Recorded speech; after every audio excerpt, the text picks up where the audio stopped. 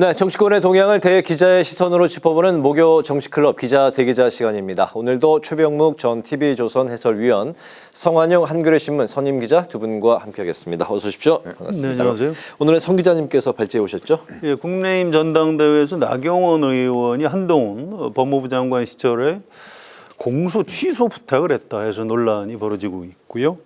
또 민주당 전당대회에서는 이재명 대표의 연임이 과연 적절했느냐, 이걸 갖고 공방이 벌어지고 있습니다. 양당 전당대회 얘기를 주로 하면 될 것 같습니다. 네. 국민의힘 당권 레이스가 폭로전으로 이어지고 있습니다. 한동훈 후보가 자신이 법무부 장관 시절에 나경원 후보로부터 패스트트랙 사건 공소를 취소해달라는 부탁을 받았다고 발언해서 논란이 되고 있는데요. 민주당은 공소권 거래이고 국정농단이라면서 이제 공세에 나섰고, 한동훈 후보가 결국 이제 오늘 자신이 신중하지 못했다고 이제 사과를 했습니다. 하지만 이제 파장이 어느 정도 지금 불거져 나오고 있는 상황인데, 이 파장 좀 어느 선까지 갈까요? 글쎄요, 아마 이 정도 선에서 이제 공방이 벌어지고요. 뭐 민주당에서야 정치적 공세를 더 벌이겠죠.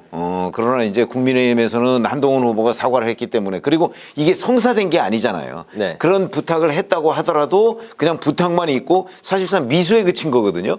그렇기 때문에 법률적으로 뭐 크게 문제 삼을 수는 없을 것 같습니다. 이제 청탁금지법이나 뭐 이런 데 위법 행위, 네. 이거로는 문제 삼을 수 없지만, 정치적으로 보면 이제 부적절한 행위죠. 저게 이제 예를 들어서 그 당시 패스트트랙 사태 때 나경원 의원이 원내대표였거든요. 네. 그러니까 이제 그 당시의 그 자유한국당 이제 의원들에 대해서만 뭐 공소 취소를 해달라는 것인지, 아니면 여야 의원들이 지금 한 30여 명이 연루가 돼 있단 말이죠. 네. 그러니까 그 전체적인 거를 공소 취소를 해달라는 건지 뭐 이런 건 명확하지는 않지만, 어쨌든 간에 그런 부적절한 청탁을 했다. 그게 되든 안 되든, 네. 이런 점에서는 아마 정치적으로 비판 소지가 대단히 많을 거다. 그러니까 나경원 의원도 이런 공소 취소 부탁에 대해서 뭐 다른 변명을 하기보다는 네. 그게 부적절했다, 내지는 왜 그런 일을 할 수밖에 없었는가 하는 부분에 대한 추가 좀 해명이 있으면 좋겠다, 이런 생각을 하게 됩니다. 한동훈 후보는 왜 바로 오늘 사과를 했습니까? 이게 네. 국민의힘 내부에서 우선 부글부글 끓고 있는 거예요. 왜냐하면 이게 국민의힘이 사실은 그 당시에 그 공수처법이나 뭐 이런저런 것 때문에 그걸 저지하기 위해서, 선거법 이런 걸 저지하기 위해서 패스트트랙 때 물리적 충돌을 일으켰던 거거든요. 네. 그러니까 어찌 보면 당으로서 그 이익을 위해서 진짜 최전선에 나가서 싸웠던 사람들이 바로 그 일로 인해서 검찰에 의해서 기소가 된 거란 말이죠. 네. 그런데 그걸 이제 자기가 부탁받고서 그걸 그냥 일종의 폭로성으로 지금 전당대회 소재로 써먹은 거잖아요. 나경원 후보에 대한 공격용으로. 이런 데 대해서 국민의힘 의원들이 느낄 수 있는 일종의 배신감, 뭐 그런 것들이 좀 있을 거라고 봐요. 네. 그게 얼마나 악재이겠습니까, 지금. 네. 그러니까 서둘러서 사과를 한 거죠. 당 대표로 나선 입장에서는 당원들 이제 투표가 내일부터 이제 시작이 되죠. 당원들 투표를 좀 의식을 한 그런 이제 뭐 공개 사과다라는 해석도 나오고 있습니다. 예, 그러니까 조금 늦었죠, 사과가. 뭐 그래도 깔끔하게 사과한 건 잘한 겁니다. 네.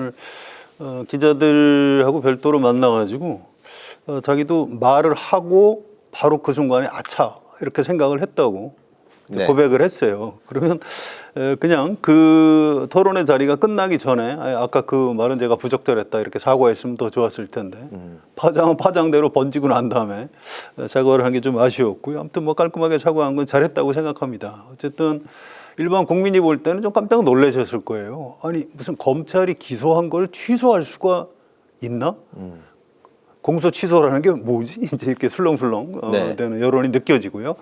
그러니까 한동훈 법무부 장관 때 나경원 의원 또 판사 출신이고 뭐 좀 정치 경력도 많고 이런 사람인데 저런 굉장히 말도 안 되는 무리한 부탁도 서로 하는구나. 이제 이 대목에서 하나 좀 깜짝 놀란 것 같고요. 네. 또 한 가지는 한동훈 법무부 장관한테 얘기한 거를 저걸 이렇게 폭로하는 걸 보니까 앞으로 저 사람한테는 무슨 부탁을 했다 큰일 나겠구나. 부탁을 안 들어주는 건 고사하고 나중에 그걸 가지고 폭로하거나 아니면 뭐 검찰에 얘기해서 무슨 고소 고발이라도 할 사람이겠구나. 저 사람한테는 무슨 비밀 얘기를 못 하겠구나. 그래서 정치적으로 상당히 한동훈 후보가 좀 타격을 입었을 가능성이 있습니다. 그래서 이 사건이 뭐 더 이상 파장이 뭐 당장 번질 것 같지는 않아요. 그런데 나경원 의원이나 한동훈 후보나 좀 내상은 좀 상당히 입지 않았을까. 아마 두고 이 장면이 좀 화제가 되기는 될 것 같습니다.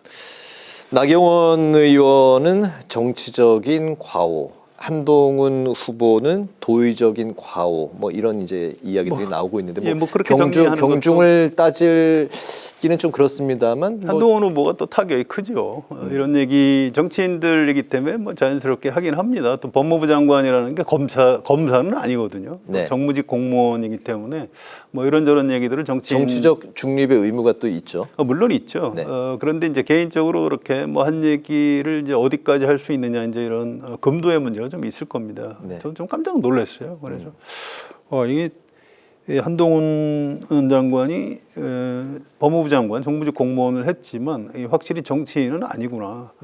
좀 이렇게 좀 신중치 못하구나 이런 네. 좀 인상을 강하게 받았습니다. 아마 본인도 이제 그런 걸 느꼈기 때문에 좀 늦었지만 머리를 숙여서 사과를 한 걸로 그렇게 이해하면 될 것 같습니다. 알겠습니다. 원희룡 후보가 얘기하는 동지의식, 동지의식이 없다. 뭐 이런 부분이거든요. 그래도 자기네들끼리는 같은 편이라고 생각하잖아요. 그런데 그래서 이제 뭐 부탁도 하고 아직도 같은 편이라고 생각을 합니다. 아니, 지금 이 어차피 전당대회 끝나면 결국 같은 편이 될 거잖아요. 네. 그러니까 이제 그래서 뭐 부탁도 하고 뭐 이런저런 걸 했는데 그걸 이제 자기가 조금 뭐 그 고깝게 생각한다고 폭로를 해버린다? 그러면 이제 신뢰의 문제 이런 것들이 생기는 거예요. 아마 그런 점에서 상당히 뜨끔했을 겁니다. 한동훈 후보. 알겠습니다. 그런가 하면은 원희룡 후보는 한동훈 후보의 장관 시절에 댓글팀 운영 의혹에 대한 실형과 또 특검을 거론을 했습니다. 한동훈 후보는 민주당 양문석 의원 주장에 이제 동조하는 것이냐 이렇게 이제 맞받아 쳤는데 이 모습은 또 이제 어떻게 보고 계신지. 아무래도 이제 그 각종 조사에서 1위로 이제 뭐 앞서고 있는 그런 상황에서 나머지 세 후보들의 이제 공격을 받고 있는 건 이제 뭐 자연스러운 그런 상황이다라고 보는데 어쨌든 댓글팀 운영 의혹, 뭐 여론조사 팀으로도 이제 달리 또 이제 불리기도 하는데 어쨌든 이게 전당대회가 끝나고도 좀 이게 사법 리스크로 수면 위로 올라올 수가 있을까요? 어떻게 현재 그리고 이제 댓글 이 의혹은 전당대회에 또 어느 정도 영향을 미칠까요? 뭐 일단 더 이상 막 확대하는 분위기는 아닌 것 같고요. 장해찬 전 최고위원이 혹시 뭐 추가 폭로를 한다거나 이러면 뭐 다시 좀 쟁점이 될 수는 있겠습니다. 그런데 이게 사법 리스크로 번지기는 쉽지 않을 거예요. 왜냐하면 사법 리스크는 결국 수사기관이 수사를 해서 네. 기소해서 재판이 벌어져야 이제 이른바 사법 리스크가 되는 건데 우리나라에서 수사권, 기소권을 사실상 검찰이 지금 다 쥐고 있는 이런 상태고요. 윤석열 대통령이나 한동훈 전 법무부 장관 이분들은 평생 검사만 한 사람들이에요. 그래서 이른바 그 법조 카르텔, 검찰 기득권 카르텔의 아주 핵심에 해당하는 사람들입니다. 이 사람들을 어느 검사가 수사해서 기소할까요? 저는 비현실적이기 때문에 사법 리스크를 지지는 않을 것이다. 물론 옳지는 않아요. 뭔가 좀 뭐 장해찬 전 최고위원이 제기하듯이 뭔가 문제가 있긴 있을 겁니다. 많은 국민이 이걸 궁금해하는 건 사실인데 지금 윤석열 정부에서 검찰이 수사를 해서 이걸 밝혀내거나 기소를 할 것 같지는 않아요. 그래서 현실적으로 사법 리스크로 넘어가지는 않을 것 같은데 이것도 아까 우리 얘기했던 공소 취소 문제하고 마찬가지로 네.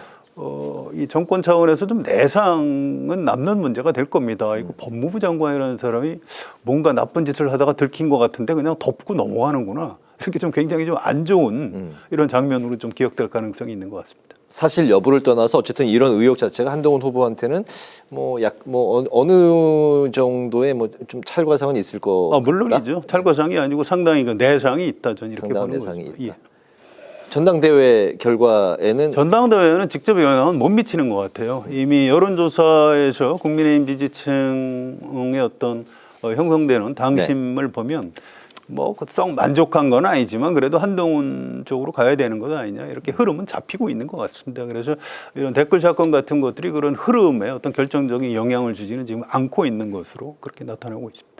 네, 패스트트랙 사건 공소 취소 부탁에 대한 폭로 또 댓글팀 운영 의혹에 대한 뭐 이런 아니 의혹도 댓글팀 운영 의혹은 사실 실체가 중요하죠. 뭐 장해찬 전 최고위원 말을 들어보면 네. 뭐 있는 것 같기도 하고 그런데 이제 양문석 의원이 지금 분석했다는 그 내용을 보면 한동훈 후보의 해명대로 정말 그 한동훈 후보의 팬덤들이 자발적으로 여기저기 뭐 그 옹호의 글이나 이런 것들 올릴 수 있잖아요.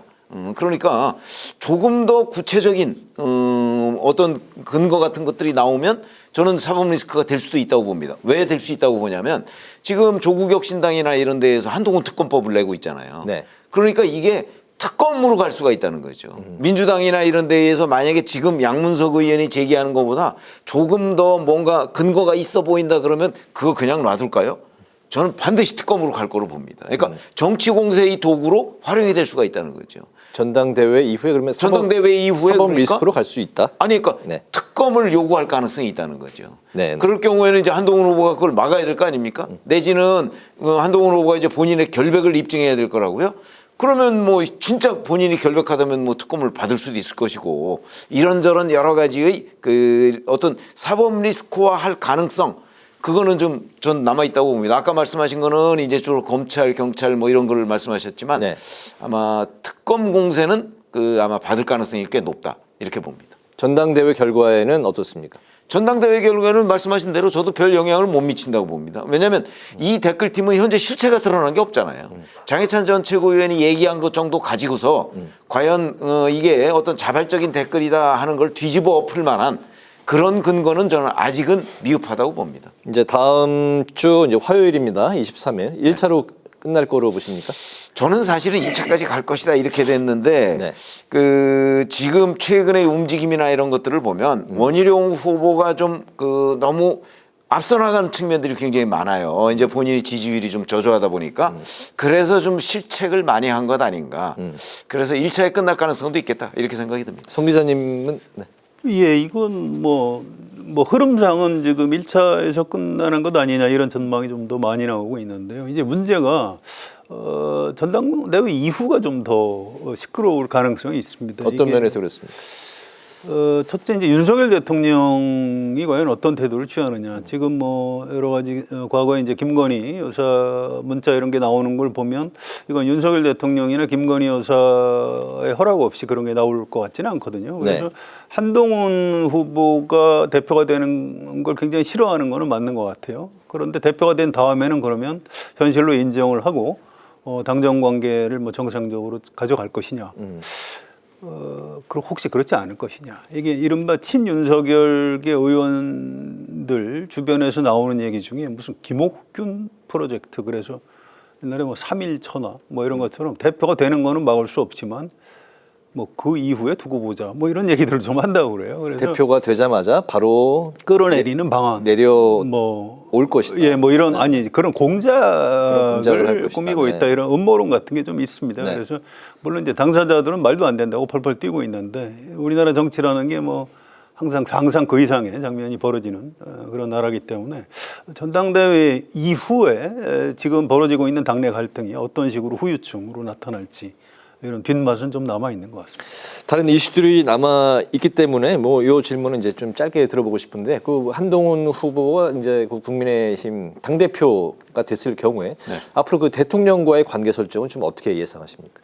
저는 그냥 어정쩡한 관계가 될 거다 이렇게 봅니다. 그렇습니까? 왜냐하면 완전히 차별화할 수도 없고 그렇다고 뭐 당정 일체를 강조할 수도 없고 네. 그러니까 그야말로 공식적인 관계. 집권당 대표, 대통령. 그래서 이게 뭐 소통이 잘 되는 것도 아니고 안 되는 것도 아니고 뭐 아마 그런 상황이 오랫동안 지속될 가능성이 있다. 왜 그러냐면 현실적으로 김옥균 프로젝트 말씀하셨습니다마는 네. 당대표를 끌어내릴 방법이 없습니다. 현행 당원 당규상 방법이 없습니다. 그렇기 때문에 방법이 없는데 어떡하겠어요. 그래서 아마 그냥 어정쩡한 관계로 가게 될 것이다. 이렇게 봅니다.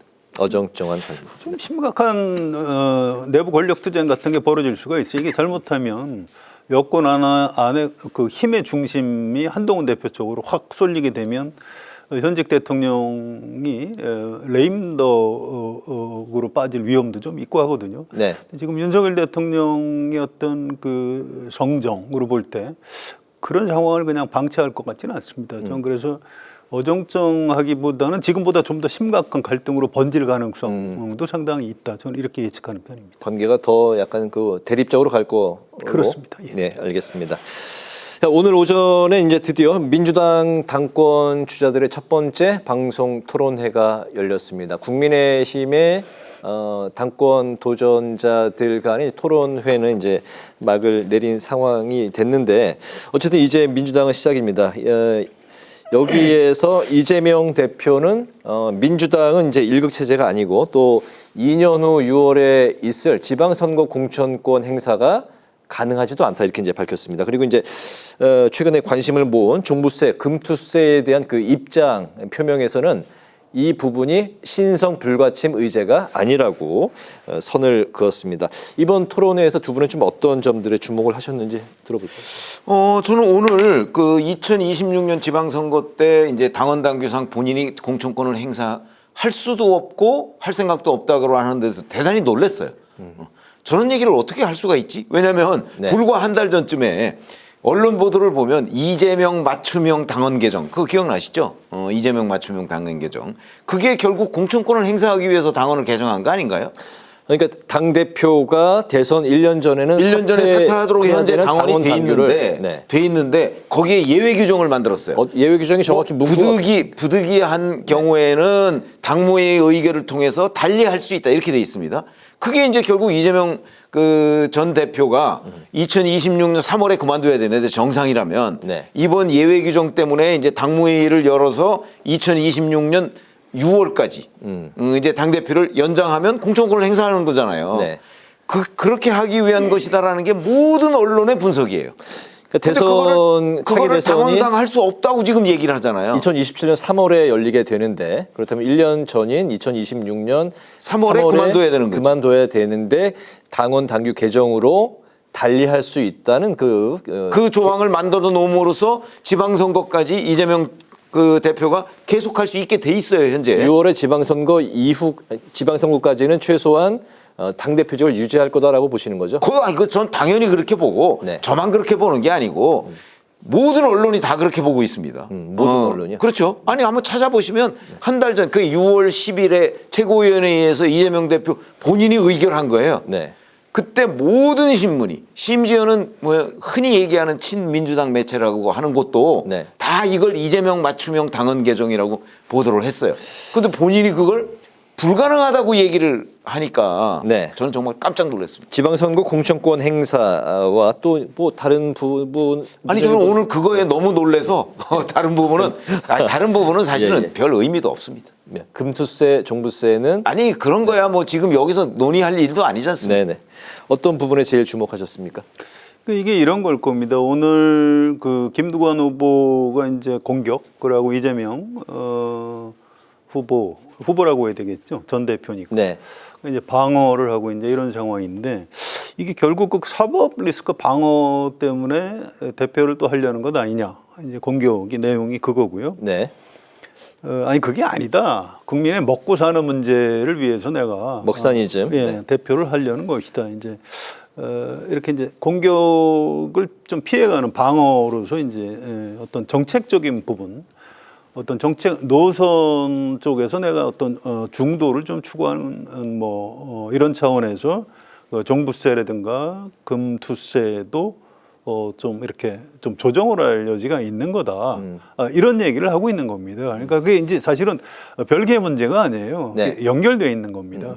그런데 우리 그 민주당 지지자들도 아마 상당수 이게 사법 리스크 방어를 위해서 대표를 그냥 하는 게 더 좋겠다 이런 생각하는 분들이 많을 텐데 지금 이재명 대표는 그건 그게 아니고 국민들의 먹고 사는 문제를 해결하기 위해서 내가 대표를 다시 하는 것이다. 이제 이렇게 해서 일반 국민 시각하고는 좀 약간 차이가 있는 것 같습니다. 아무튼 본인이 뭐 좋습니다. 원래 정치라는 게 원래 국민의 먹고 사는 문제를 해결하기 위해서 하는 거기 때문에 네. 명분은 잘 잡았어요. 그런데 이걸 이제 일관성 있게 밀고 나가는 게 중요하고요.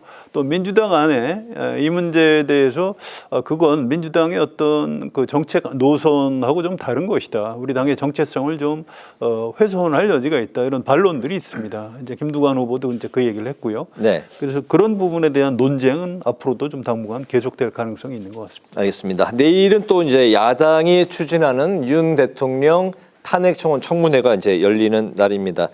여당은 이제 헌법에 이제 그 위헌이고 또 위법하기 때문에 응할 수 없다는 입장이고, 민주당은 국회법에 따라서 적법한 그런 청문회다, 이런 입장입니다. 윤 대통령 탄핵 청원 청문회 좀 어떻게 보십니까?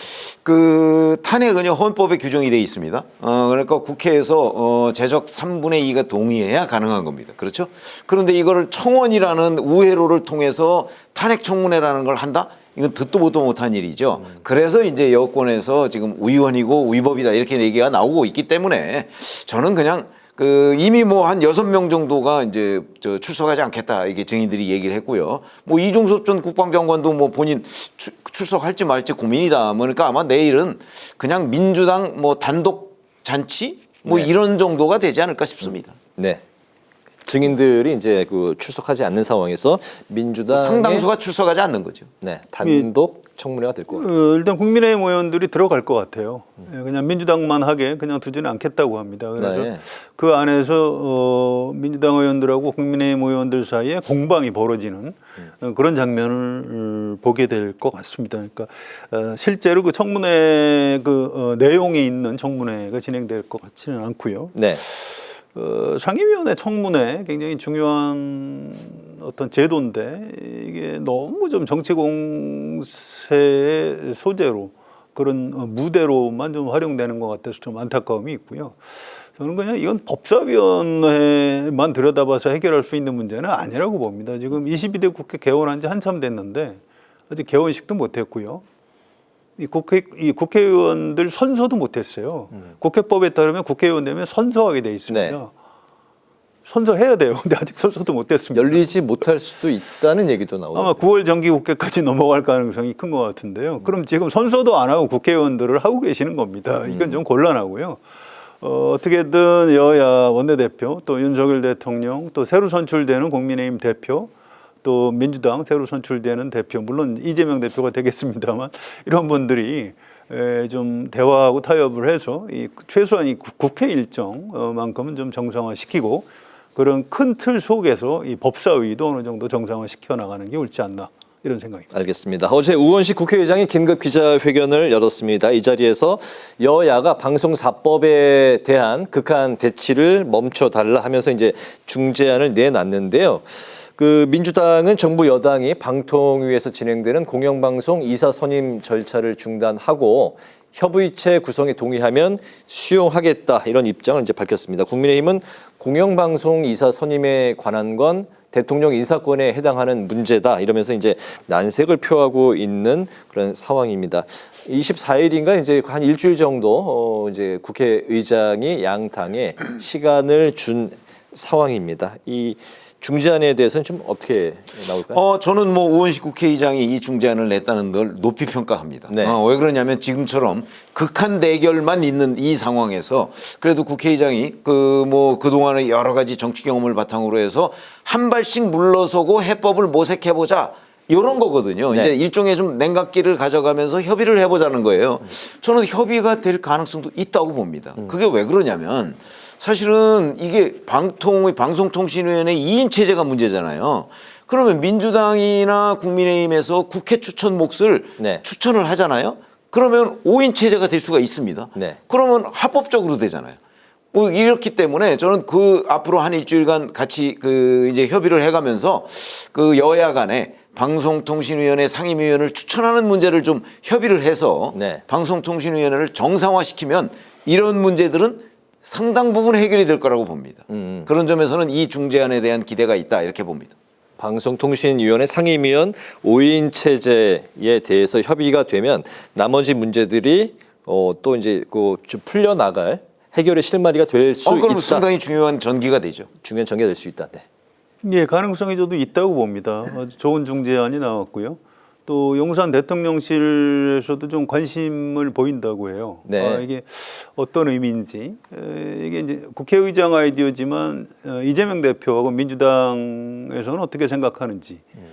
근데 오늘 오전에 민주당 의원총회에서 이거 뭐 대통령이 좀 무리한 인사를 하지 않으면 우린 받을 용의가 있다. 의원총회에서 이렇게 의결이 이루어졌거든요. 그건 이제 공영방송 이사 선임권에 대해서 무리한 선임을 하지 일단 않는다는 중단하고 그 말씀인 거죠. 협의체를 만들어서 이제 방송 정상을 어떻게 할 것인지 논의를 해보자 이런 얘기입니다. 그래서 네.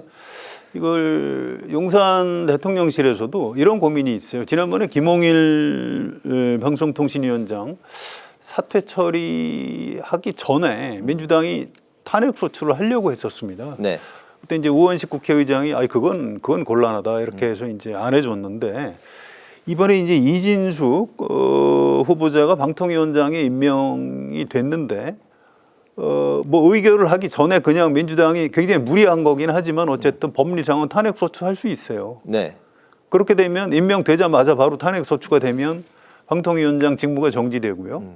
그냥 방송통신위원회 기능 자체가 죽어버리는 겁니다. 이 상황은 용산 대통령실도 지금 바라는 상황이 아닙니다. 물론 네. 그렇게 되면 뭐 민주당도 상당히 욕을 먹겠지만 이러면 이 대한민국의 어떤 방송통신 정책 자체가 정지가 돼버리는 거죠. 그래서 지금 용산 대통령실 특히 윤석열 대통령도 뭔가 야당하고 좀 여기서 타협을 해야 될 수밖에 없는 약간 절박감 같은 게 있습니다. 그래서 내일하고 모레 중에 뭐 좀 접촉이 있는 걸로 저는 알고 있는데요.